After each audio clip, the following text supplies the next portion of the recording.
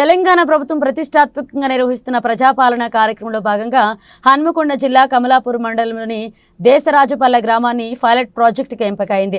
ఈ మేరకు 4 కీలక పథకాలను ప్రారంభించి లబ్ధిదారులకు మంజూరు పత్రాలు అందజేశారు. వ్యవసాయ market committee chairman Thoutam Jhansi Rani ఈ సందర్భంగా మాట్లాడుతూ గత 10 ఏళ్లు పరిపాలించిన భారత రాష్ట్ర సమితి పార్టీ పేదలకు ఒక రేషన్ కార్డు కూడా ఇవ్వలేదని విమర్శించారు. పథకాల గురించి రైతు భరోసా, ఇందిరమ్మ ఆత్మీయ భరోసా, ఇందిరమ్మ ఇల్లు, రేషన్ కార్డ్స్, ఇవన్నిటి గురించి మీకు అందరికీ తెలుసు. అందరు అప్లై చేసుకున్నారు, అన్ని దరఖాస్తులు ఇచ్చిండ్రు, మీకు అందరికీ శాంక్షన్ అయినాయి.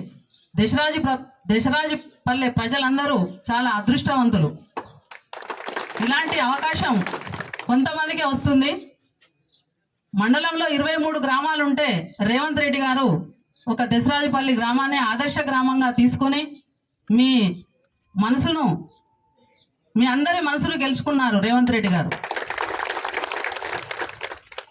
ముఖ్యంగా కాంగ్రెస్ పార్టీ మీరందరూ ఇందిరమ్మ ఇళ్లను సద్వినియోగపరచుకోవాలని ఒక్కొక్కరిని ప్రత్యేకంగా కోరుకుంటున్నాను. నేను వృధా చేయకండి, మా సగంలోనే ఆపేయకండి, ఖచ్చితంగా కట్టుకోండి, మీ కోరికను నెరవేర్చుకోండి.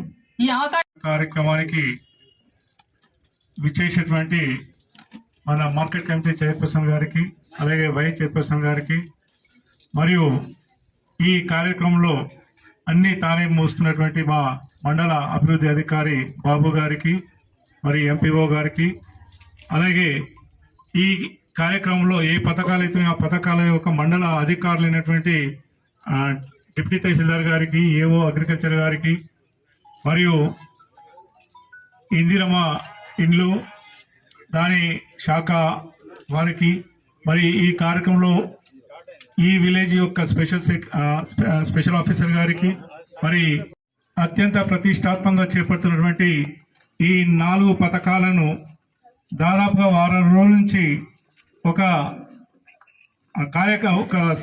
ప్రయారిటీ ప్రకారం చేస్తూ ముందు లబ్ధిదారుల ఎంపికను గ్రామ సభల ద్వారా ఈ ఎంపిక కరెక్టా లేదా అని చెప్పేసి వారి యొక్క అభిప్రాయాలు, సూచనలు తీసుకొని, మరియు ఎవరైనా ఈ ఆన్లైన్లో కానీ ఆఫ్లైన్లో కానీ అప్లై చేసుకుని పథకాలకు ఇంకెవరైనా మిస్ అయిన వాళ్ళు ఉంటే కూడా